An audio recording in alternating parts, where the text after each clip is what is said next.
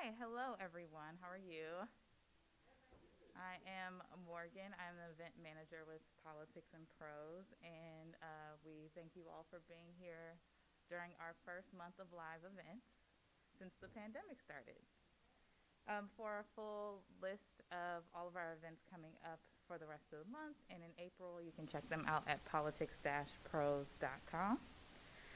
And because we have a small crowd, we were going to use the note cards tonight for the Q&A, but you'll be able to raise your hand during the Q&A portion and just shout out your question for our author this evening. And due to ongoing COVID protocols, we do ask that you keep your mask on during the event, and we appreciate you for that. So now, without further ado, let me introduce Jack E. Davis, celebrating the release of The Bald Eagle, The Improbable Journey of America's Bird. Jack E. Davis is the author of the award-winning The Gulf, The Making of an American Sea, and In Everglades, Providence, Marjory Stoneman Douglas, and the American Environmental Century. A professor of the environmental history at University of Florida. He also lives in Florida and between New Hampshire. Let's give our author a round of applause.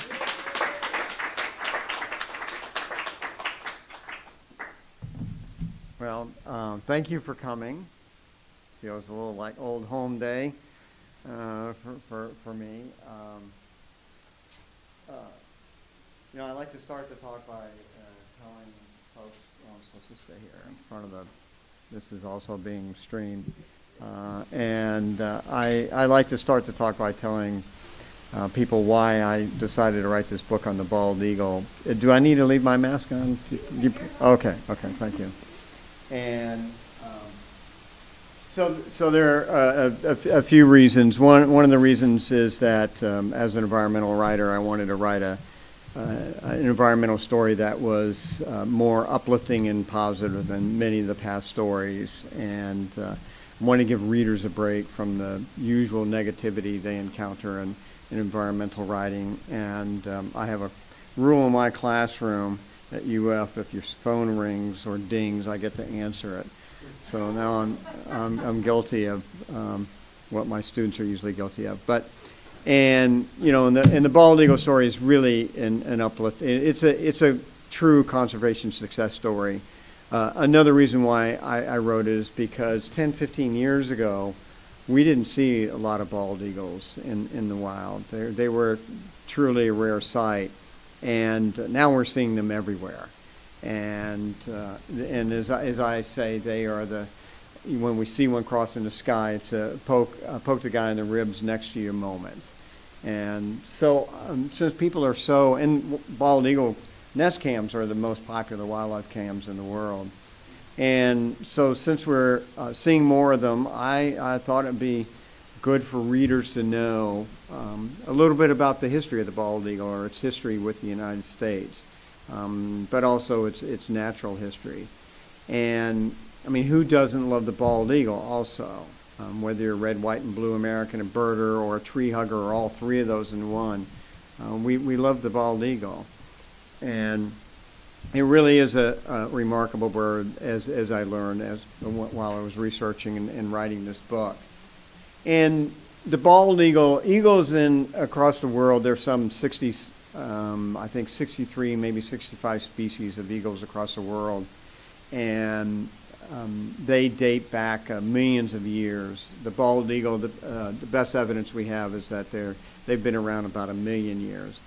But the story I want to talk about tonight starts in 1782 with the adoption of the Great Seal of the United States, with the bald eagle appearing on the front of that seal.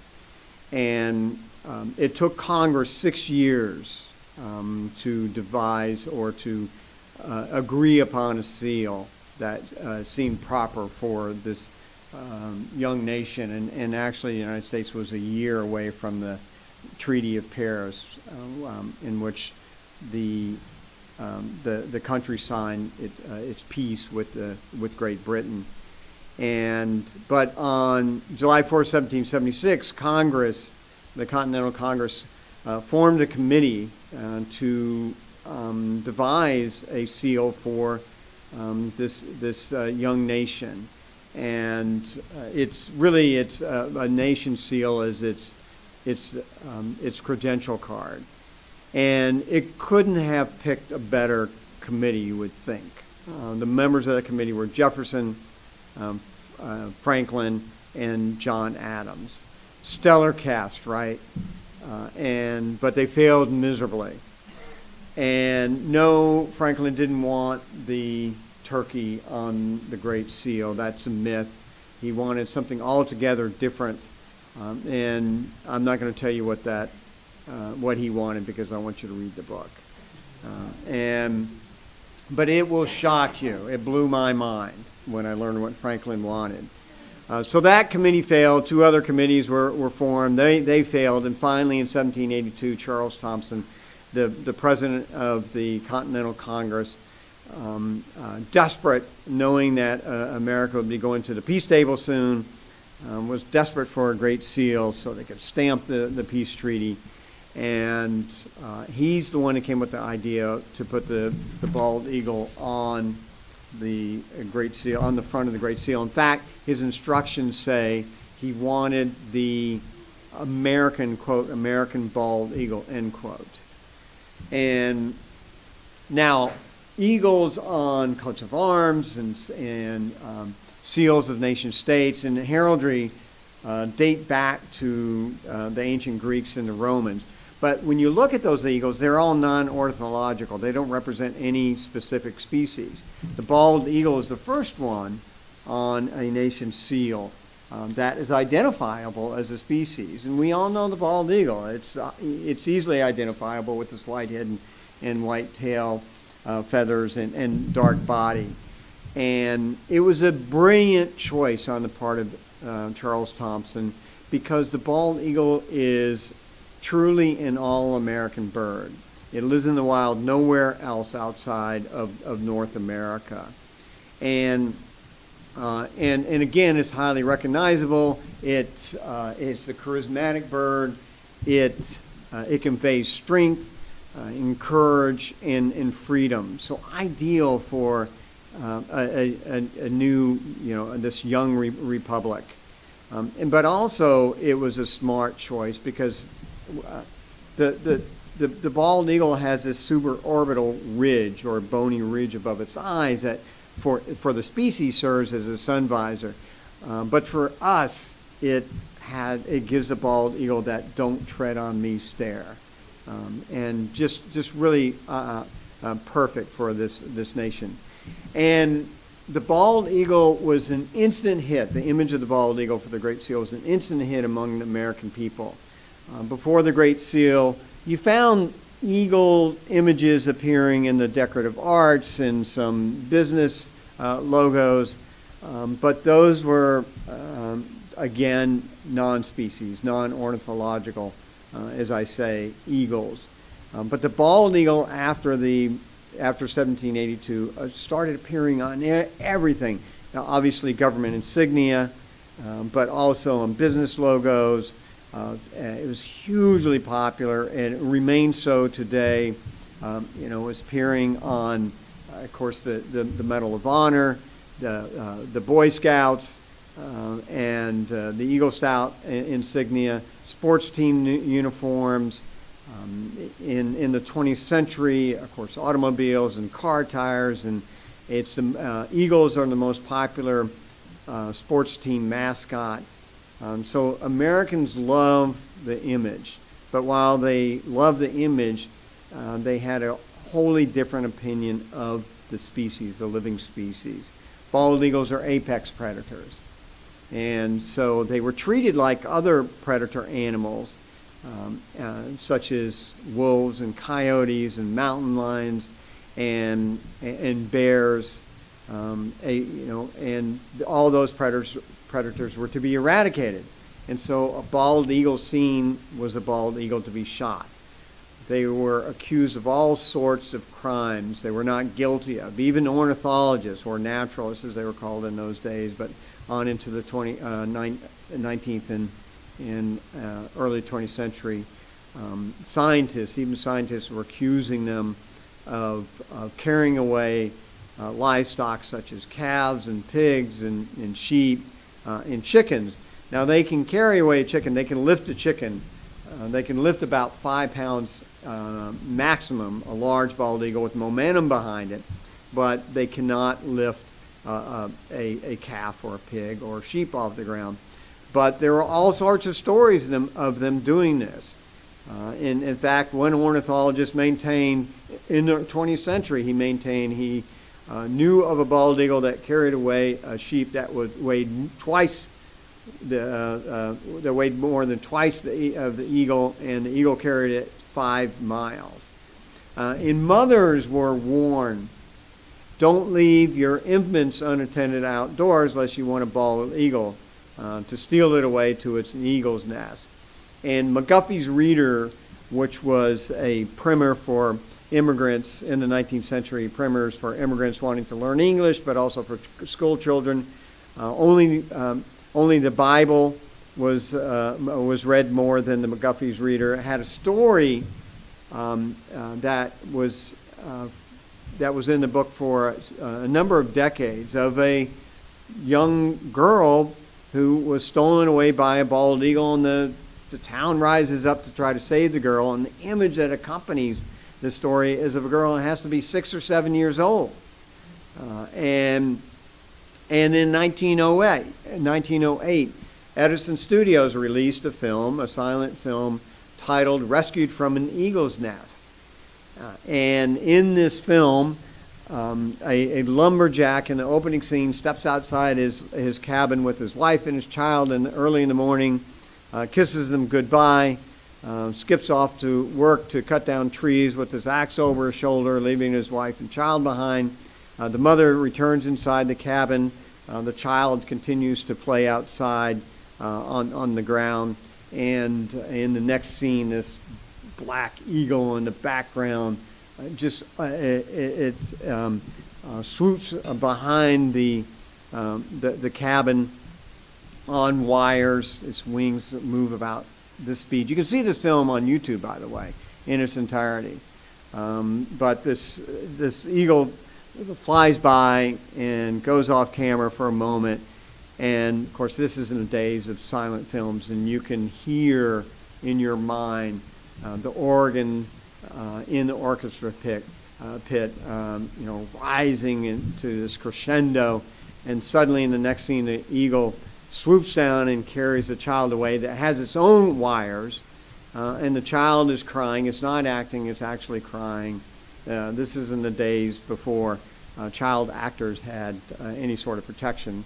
And the mother sees this. She goes, of course, she's beside herself, and she runs off to find her husband to tell him what happened. He runs to the edge of a cliff, looks over the side, and there on a ledge in the eagle's nest is his daughter.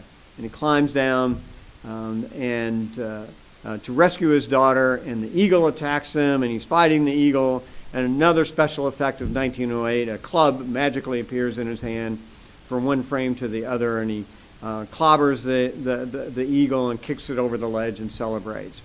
And the actor who played the father was none other than D.W. Griffith. How many of you know who D.W. Griffith was? Don't know who D.W. Griffith is the one who made the film The Birth of a Nation in 1915, which led to the resurrection of the Ku Klux Klan. And interestingly enough, reviewers of Rescued from an Eagle's Nest panned him as an actor. They had no kind words for him. And he stopped acting after this film and went into directing. So you have to wonder if they'd liked his acting, if he had stayed an actor, and we would have never had the film The Birth of a Nation. So by the late 19th and early 20th century, eagles had disappeared from the eastern seaboard states. They were a rare sight. Places like Pennsylvania, no nesting bald eagles. And New York, same thing. New England, and the the bald eagle was on the verge of extinction in the lower 48 states. Let me put that in perspective for you. When Europeans began settling North America, the estimated bald eagle population continent-wide was 500,000. And at the time that Congress adopted the Great Seal of the United States in 1782, eagles were nesting in Philadelphia. Eagles were nesting every mile or two up along the Delaware River. But by the late 19th century, they are rare, so rare sight in the eastern states, also in the Midwestern states, that Americans thought that they were Rocky Mountain birds. And so many Americans began worrying that the living bird behind their national symbol would go the way of the passenger pigeon, the last of which died in 1914 in the Cincinnati Zoo, or the Carolina parakeet, the last of which died in 1918, also in the Cincinnati Zoo. So don't ever go live in the Cincinnati Zoo. And so many Americans said, we've got to stop the slaughter. We hear about the slaughter of the bison pushed to the brink of extinction, but we don't hear about the direct slaughter against the bald eagle, also experiencing its own brush with extinction. And so a number of Americans were disturbed and wanted Congress to pass legislation to protect the bald eagle. In 1917, when the U.S. entered the war in Europe, Alaska, the territory of Alaska, adopted a bald eagle bounty. And if you turn in a set of talons, you could collect 50 cents. And the bald eagle remained in effect until 1952, and the territory of Alaska paid bounties on over 128,000 bald eagles. I did a search in newspapers.com when I was doing my research with the dates 1850 to 1920, searching 3 words in quotation marks, bald eagle shot, and I got over 140,000 hits. And so Americans wanted to stop this slaughter, or some Americans. And they wanted the National Audubon Society,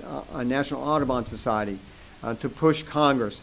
National Audubon was the best funded, the most influential conservation organization in its day, and it was encouraged to take a stand to protect the bald eagle, to take a stand against the Alaska bounty, and the leadership wouldn't do it.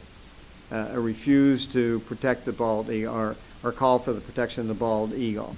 And so this woman by the name of Rosalie Edge, who is a member of Audubon Society, formed her own organization, which she called the Emergency Conservation Committee, which she formed in the 1930s to challenge directly Audubon Society, to expose the duplicity within the leadership.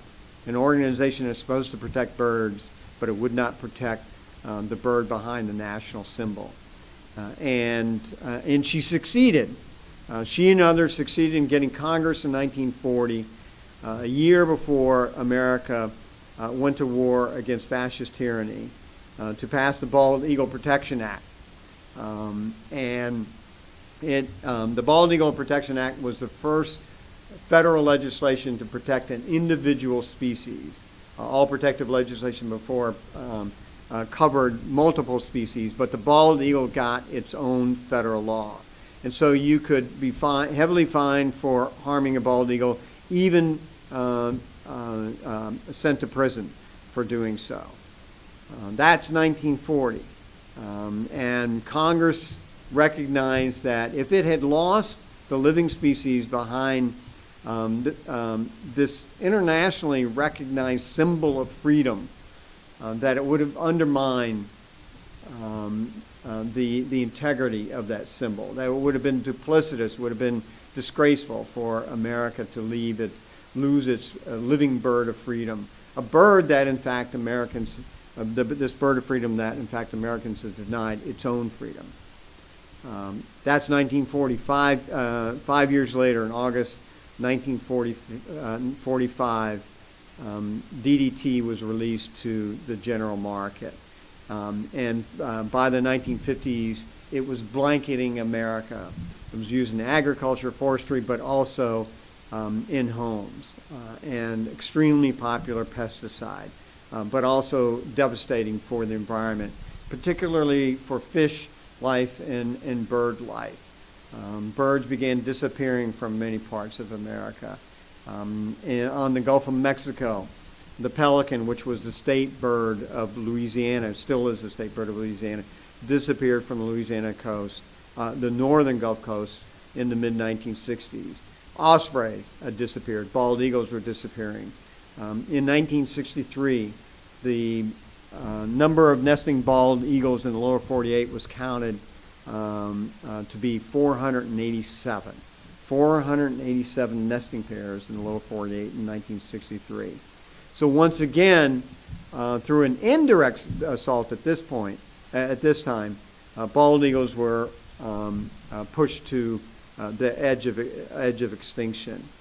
And of course, many Americans became alarmed by the loss of birds. Rachel Carson published Silent Spring in 1962, which brought significant attention to really the reckless, as she saw it, the reckless use of pesticides in America.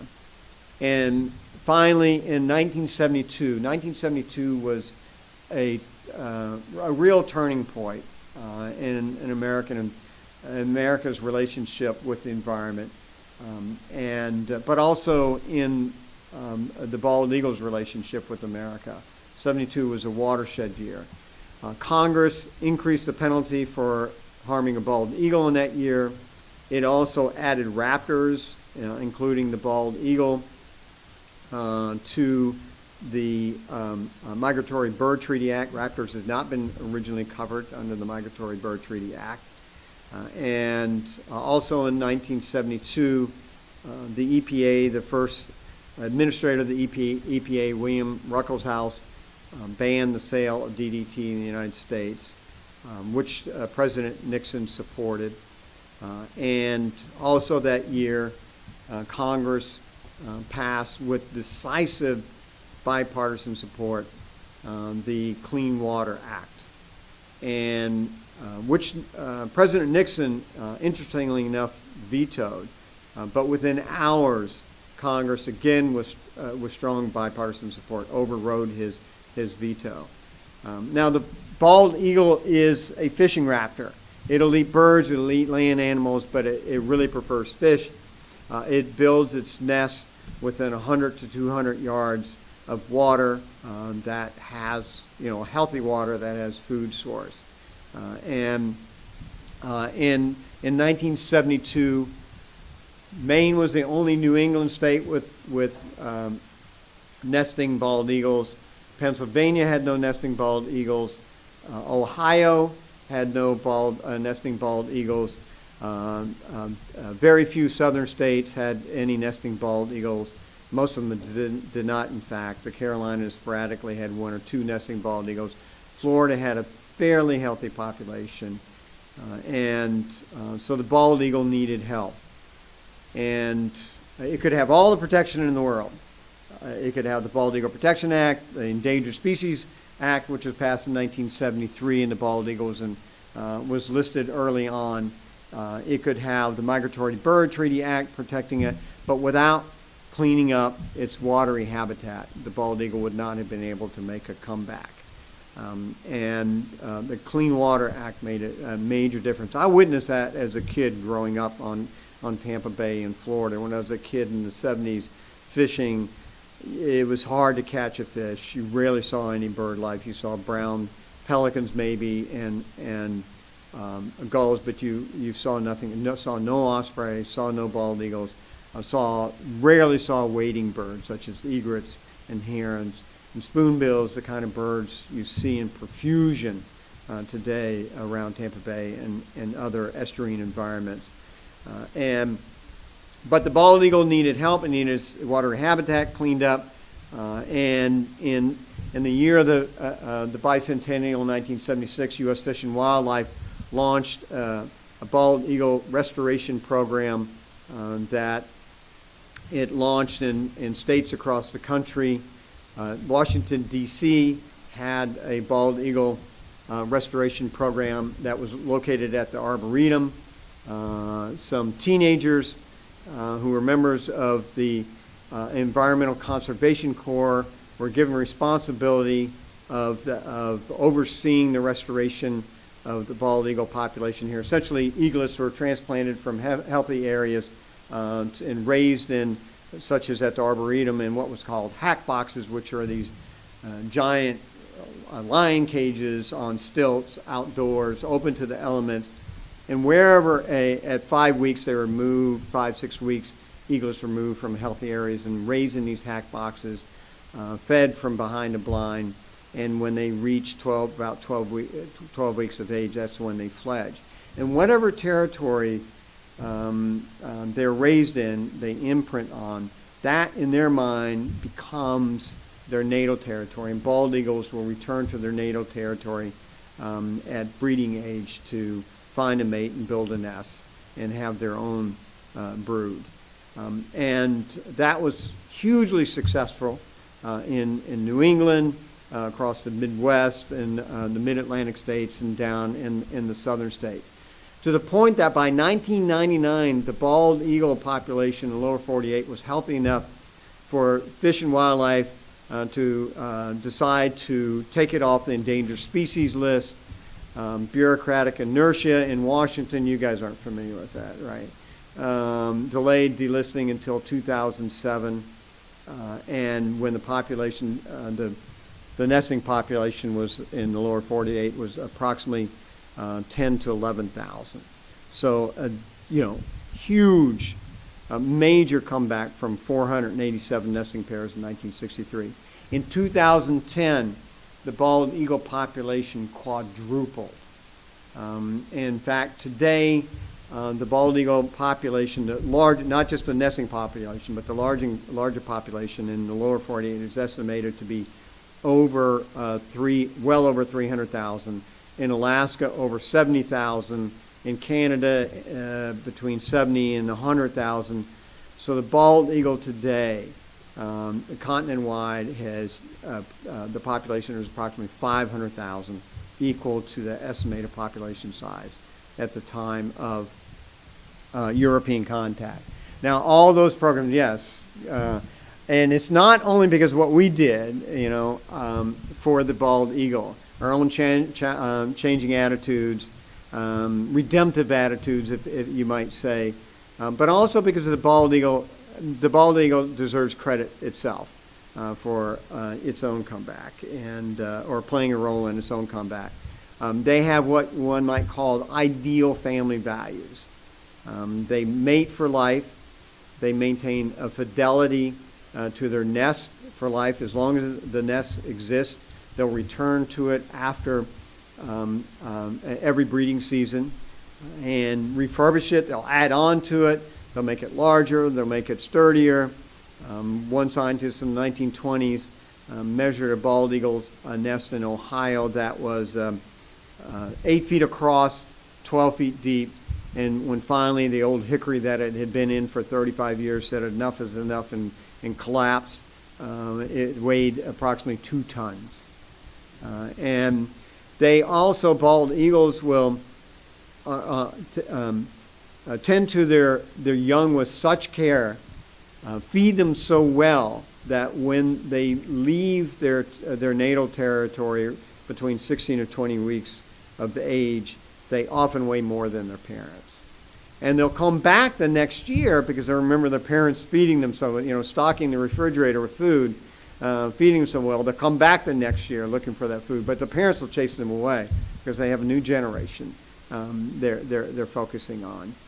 And so, again, we have this great American conservation success story that is attributable to our own changing attitudes, our own federal policy, but also the great family values of the bald eagle. Which is not to say dangers don't exist today, but I can talk about those during Q&A if you want to. Why don't I go ahead and stop here and see if you guys have any questions. And just raise your hand. Jonah? So, bald eagles, first of all, awesome. Thank you. World is bird as Philadelphia. Which, by the way, today has between 300 and 400 nesting pairs. So it's in Ohio has 700, over 700. So you're from Ohio. We've got a couple Buckeyes over here, and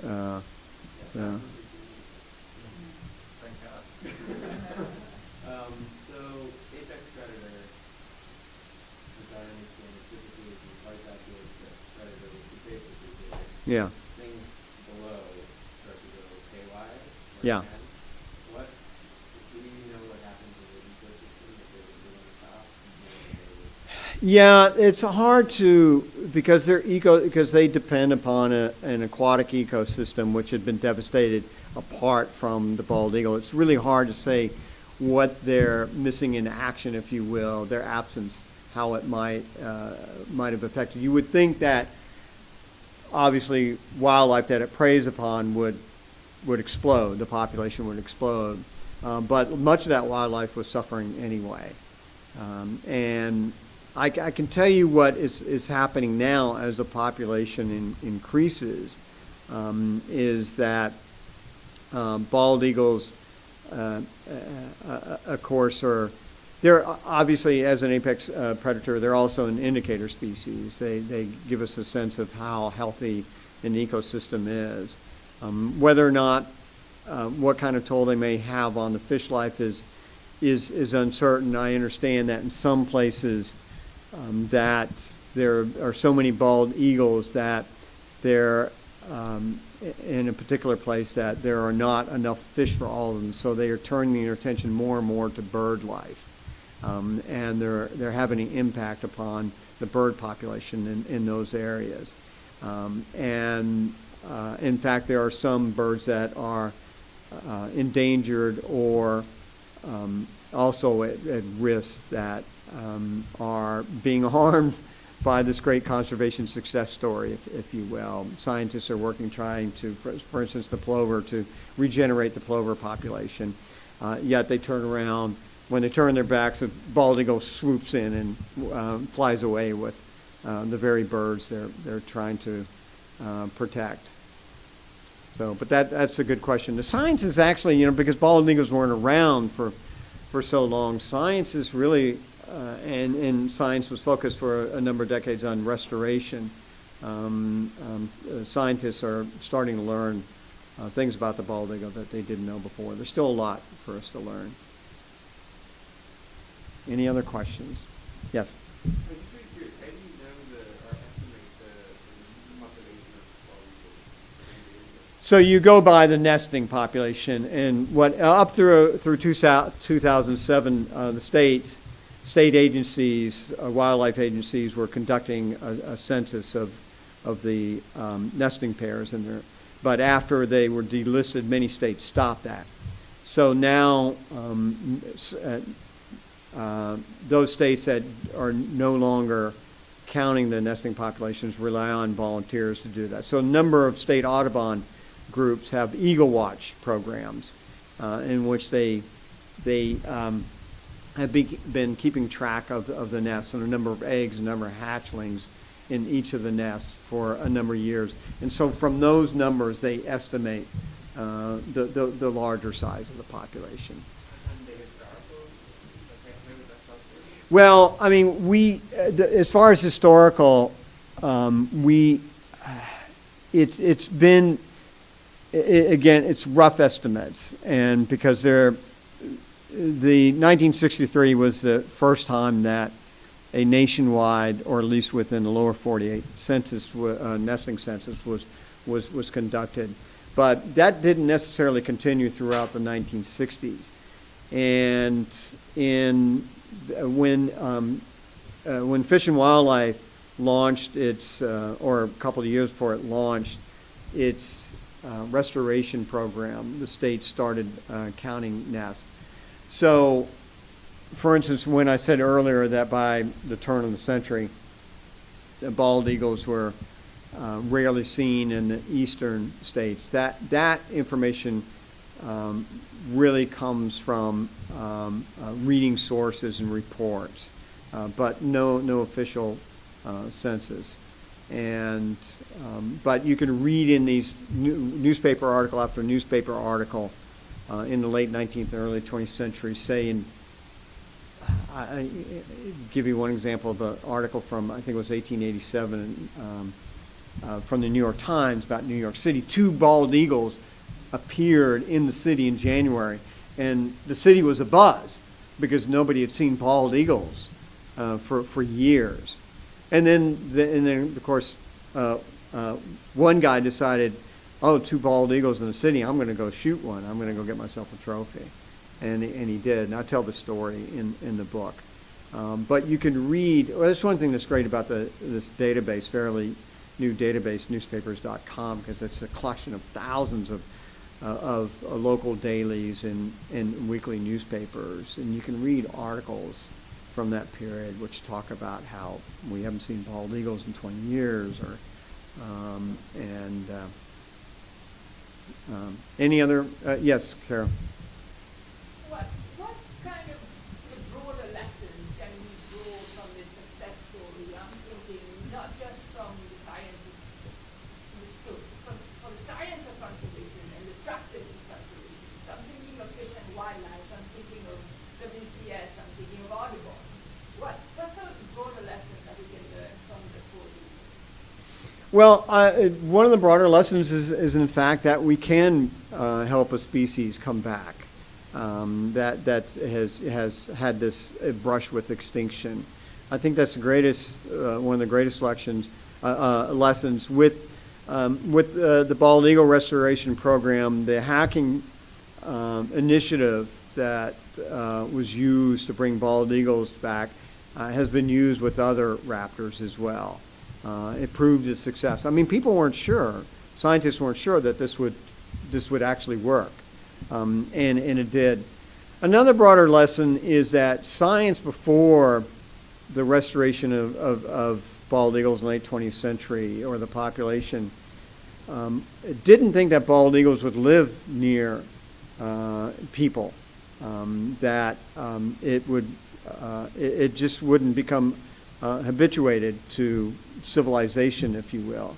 And science has learned just the opposite, that bald eagles will, like coyotes and raccoons, will live around people.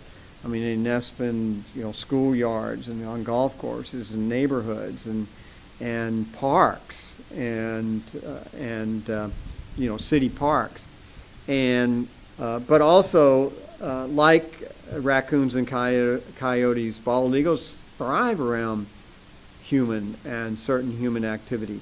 If you ever want to be assured of seeing a bald eagle, just go to the town dump, because they're scavengers, and they tend to like what we throw away, and so. But also, I think as a historian, for me, the larger lesson is that our attitudes in our relationship with the environment have changed, with nature, have changed in positive ways, and we've shown that we can change and that we can rise to the occasion when we need to, and so I think that's a lesson for the 21st century as we confront really challenging environmental challenges. And so there was a question, a hand in the back. Yes.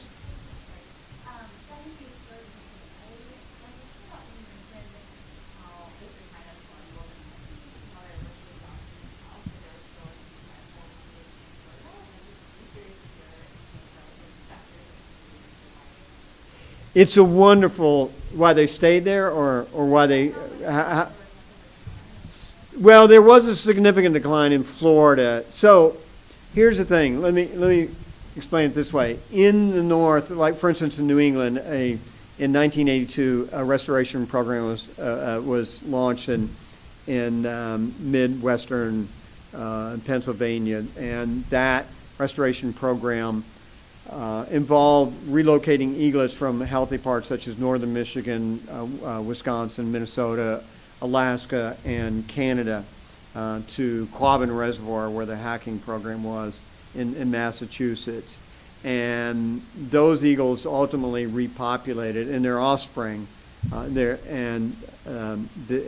ultimately repopulated the New England states. In the South, it was different because we have northern bald eagles and southern bald eagles. Some scientists say they're subspecies, but some say they're just different gene pools. But regardless, the northern bald eagle is larger than the southern bald eagle. And when scientists try to hack or relocate eaglets from Alaska to North Carolina, they couldn't take the heat. And they were not immune to an avian malaria in the South that southern bald eagles were immune to. So scientists concluded we can't use this, the stock that we use to repopulate New England and Pennsylvania and Ohio and other in the South. And they looked at Florida, which had in 1970 approximately 300 nesting bald eagles. Not enough to, scientists concluded, to remove eaglets from nests and move to Alabama and Mississippi, say.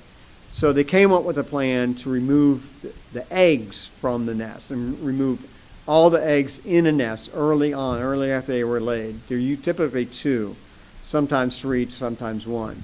But it was important to remove them all, and the eggs were taken out of the eagle's nest in Florida, around the area where I'm from, north central Florida, and took the eggs up to the Sutton Avian Center in Oklahoma, incubated and hatched them beneath hens, fed them from behind blinds for until they were 5-6 weeks old, and then relocated those eaglets to Mississippi and Alabama and Tennessee and Georgia and Oklahoma and other places across the South.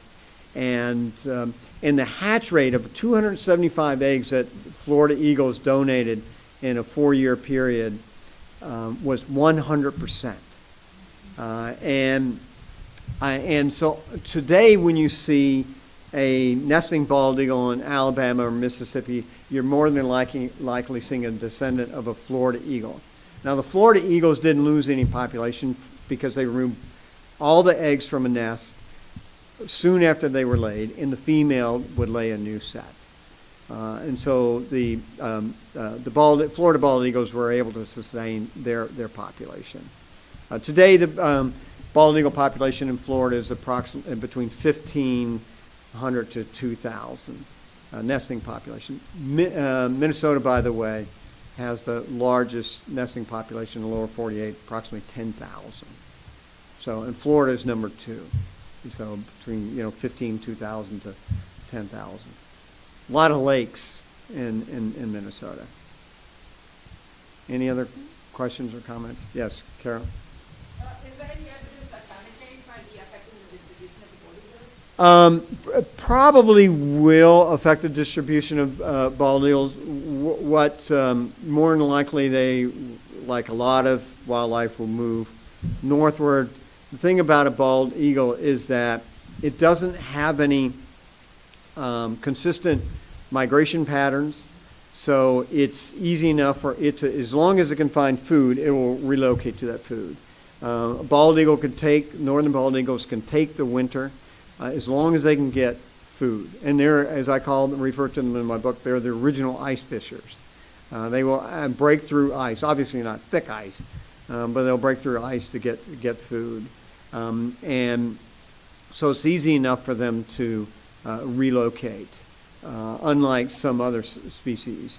For instance, the Everglades snail kite. Although it has shown that has relocated, because now they're living up in Gainesville. Scientists thought they would not live anywhere but the Everglades because of the apple snail, which is their sole food source. But the apple snail migrated north too. Yeah, that's exactly right. They follow the food. I mean, that really determines where the bald eagles migrate. It's a very random pattern. The northern bald eagles migrate south. The southern bald eagles migrate north between breeding season. Bald eagles from Saskatchewan relocate to Colorado, Colorado birds will relocate to Saskatchewan, and they'll pass each other in the sky as far as I know. But I don't know if you can see that, but there is a migration of bald eagles, and they're just all over the place. They fly north and south. They generally don't fly much east and west, but they go where the food is. So as long as they have food, even with climate change, they'll go to it.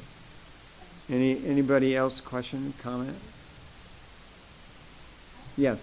After you know the bald, did you automatically know that you were going to write about the bald eagle?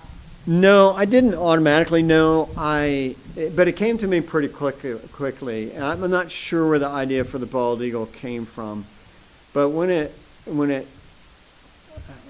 the idea came into my head, I thought this could be a really good idea.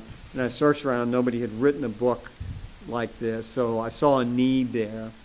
And but also I wanted to tell an environmental success story. And as I said earlier, so once I knew that there was potentially a need for a book on the bald eagle, I didn't hesitate. I'm not sure what I'm doing next. I have some ideas, but I don't have the same clarity I had with the bald eagle. So, yeah. To build on what you were saying, you said you wanted to build or write about an environmental conservation success story. I'm curious about the reasons for that. I think it's cute, but I'm curious if you thought about it a lot.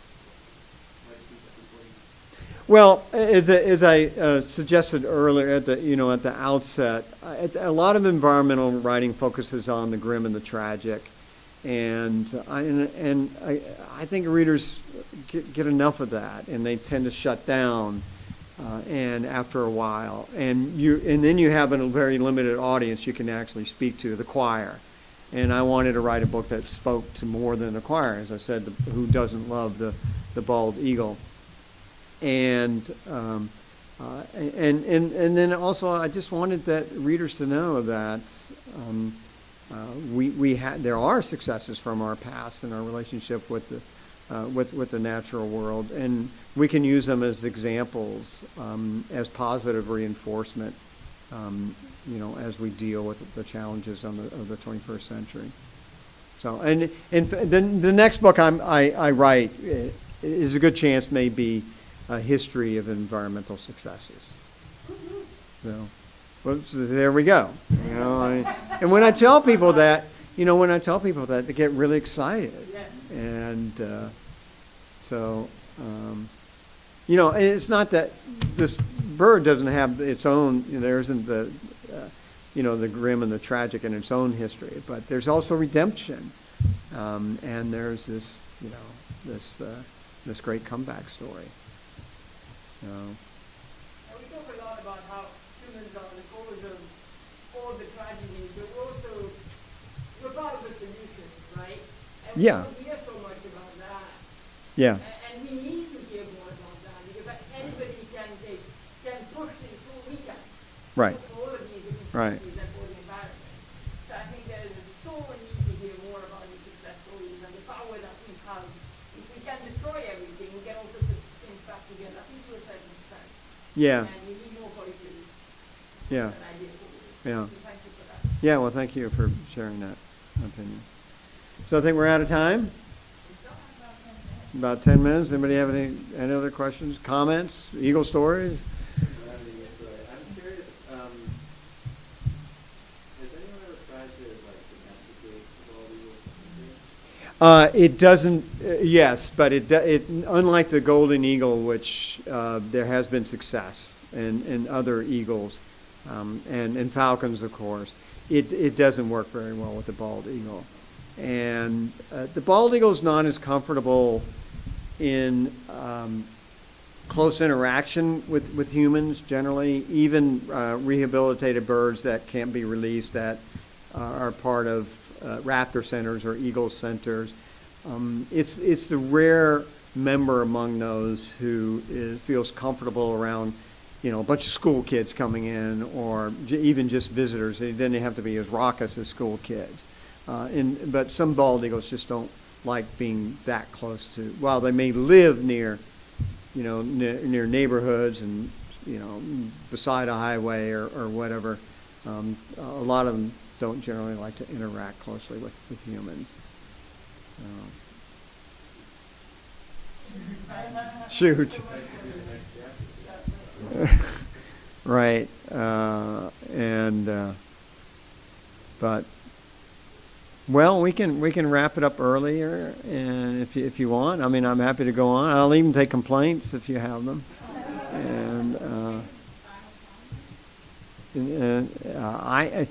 I should say, I'm surprised I didn't say anything about the existing dangers for the bald eagles. I expected somebody to ask me that question, but I'll share that. I'll ask myself that question and share it with you, the answer with you. The greatest threat to bald eagles today is lead poisoning, and from hunting, and from bullets and lead shot. And as I always say, hunters are among our earliest and best conservationists. And but those who engage in big game hunting tend to use lead ammunition, and big game meaning elk and deer. And they also tend to gut their kill in the woods. And it seems to make sense because they're leaving behind food for the scavengers. They're recycling, but bald eagles are famous scavengers. They'll chase away vultures any day,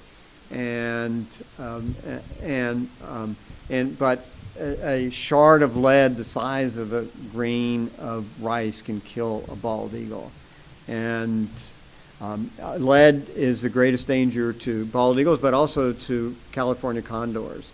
Something like nearly half of California condors die from lead poisoning because they're scavengers too. And but also as the bald eagle population continues to expand and our own population continues to expand, there will be increasing confrontations between the two. Car strikes, for instance, air strikes, which are not at this point huge in number, but they could increase. The electric power industry has done a good job in adapting technology to their wind sites to reduce bird kills generally. There's one wind site in Wyoming it's called Top of the World that has employed artificial intelligence technology and has reduced bald and golden eagle death rates by 82%. So that's really, really significant. So if hunters, big game hunters, converted to copper, that would actually help, obviously, the California condor and the bald eagle significantly. They've already done it in waterfowl hunting. They've converted from lead to steel shot, but steel shot doesn't work as well with big game. It's helped the aquatic environments by removing the lead, but also the waterfowl population. So it may happen eventually with the big game hunting. So I think in most cases hunters just are not aware of what their lead leavings are doing to wildlife. So shall we stop there? Okay. Thank you for coming out. And the store has signed books, and I'm happy to personalize as well. Coming up to Yeah. get a personalization from the author. The bookstore is open till 8, so if you'd like to grab a copy of Jack's book, you can, or if you'd like to browse for a little bit. And we thank you all for coming. And Jack, of course, we thank you for coming upon. Yeah, my pleasure, of course. Thanks for having me.